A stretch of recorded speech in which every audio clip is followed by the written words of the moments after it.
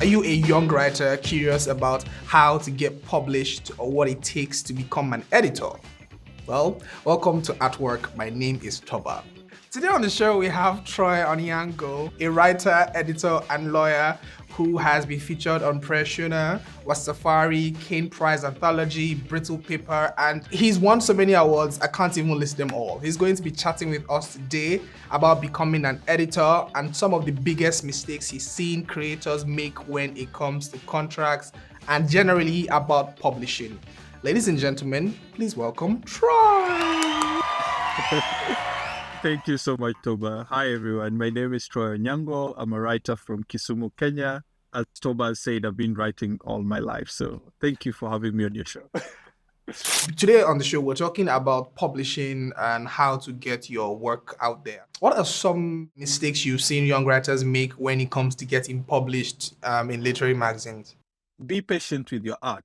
You don't write a story today and expect it to get published tomorrow. Rewrite it, sit down with it again, tear it apart. I always tell people it takes me 2 years to write a short story, sometimes longer. Some people don't believe that because at the end of the day, they think, you're always having work published. Some of the work I'm getting published in 2021 are stories that I wrote in 2019 or 2018. And I have to go back to them and think, why is this sentence this way? Why does this structure make sense? Why is this character the right person to tell this story? And sometimes a story starts with a male character, and by the time it's getting published, it's written from the point of view of a female character. So things have to change, Be very patient. Know exactly what you want to achieve with your art. Don't put in a sentence just because you think it's nice. Every sentence has to justify its space on the page, So assume that I want to get an agent or get signed to an agency in the next 6 months. What are the 5-10 things that I need to do to get signed by an agent? The first thing is you need to have a manuscript, have work. Have you written your manuscript? Is it ready? The second thing is, have you at least edited or rewritten that manuscript? You just can't send out a first draft to anyone. I don't think even you should be reading your own first draft unless you're rewriting it, because first drafts are terrible. And then afterwards, find agents who represent work that you think is similar to what you're writing, or agents who represent writers who share similar background with you.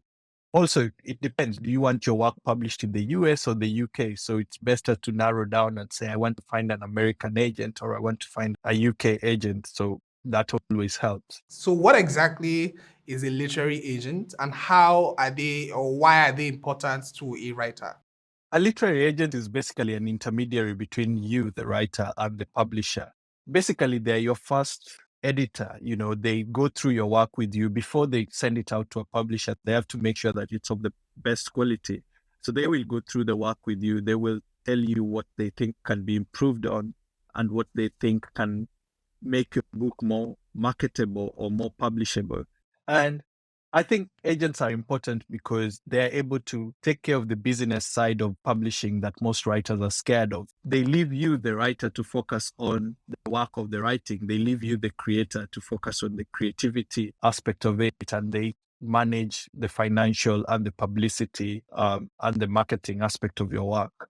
Hi, we'll get back to our guest in a quick second, but I wanted to tell you a bit about how you can grow your creative practice with Paystack. Are you tired of waiting forever for customers to pay that invoice? Using Paystack, you can create simple, beautiful invoices that allow customers to pay you more quickly online. Get paid fast through card payments, bank transfer, mobile money, and many other payment methods. Create your free account and learn more at paystack.com/AWW.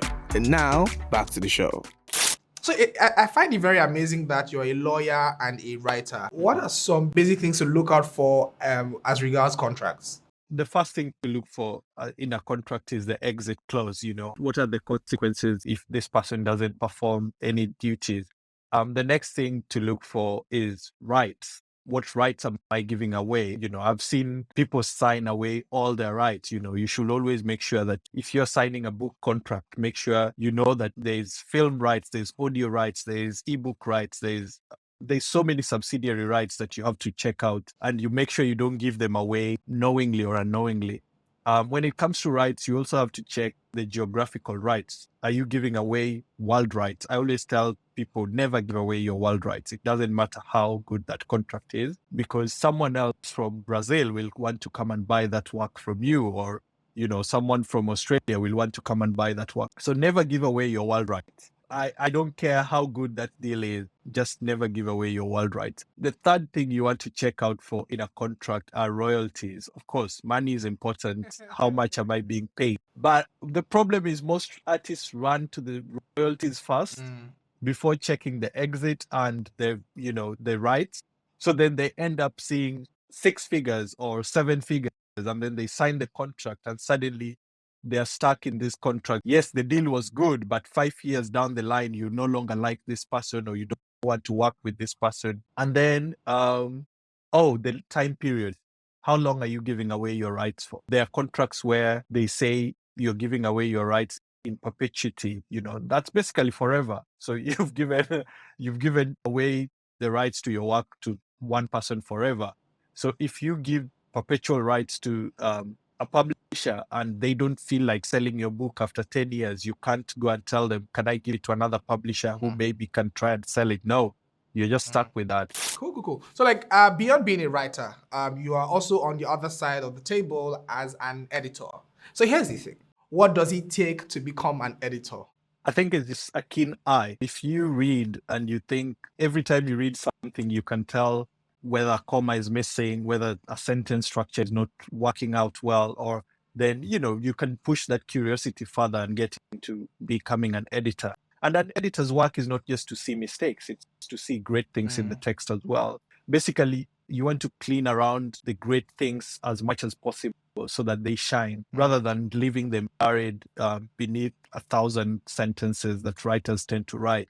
These are merely suggestions. Writers are free to reject them or accept them as they wish. For me, it started with reading other people's work, my friends' work, and giving them feedback. And they always say, oh, this is really helpful feedback. This is very thoughtful. If you are that kind of person, then I guess could be your sign too. But yes, there are master's degrees in publishing that can help you learn more about editing. Do you necessarily need them? No. I think you can take internships in these literary magazines. You can approach your favorite literary magazine and volunteer to read for them, and they will always take a more senior editor who will tell you what needs to be done with that text. You can always buy books off Amazon that teach you about editing. I still use them. I still have to refer to a style guide every single time I encounter a sentence that I'm not very familiar with. I have to go back to it and say, what is expected here? So you have to be very familiar with different style guides. Not necessarily study an MA or anything, but just know that there is a method to it, and you just can't wake up one day and say, oh, I'm an editor.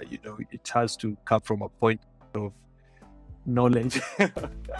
All right, folks, thank you very much for joining us today on the show. If you have any questions, comments, or even things that you disagree with, please discuss it with us in the comment section beneath the video, right down below. Subscribe to our YouTube channel for more of the great and amazing content that you're used to and that you love so much. Until I come your way next time, take care and bye-bye.